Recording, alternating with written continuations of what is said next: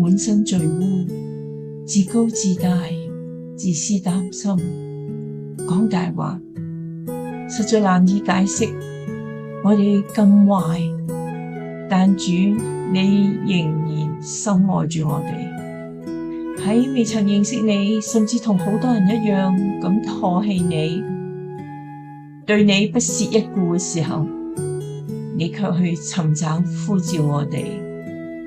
你甘心情願捨棄自己尊貴嘅身份，代替我哋受鞭傷、受刑罰，並且受被釘十字架極大嘅痛苦酷刑，使我哋能得自由。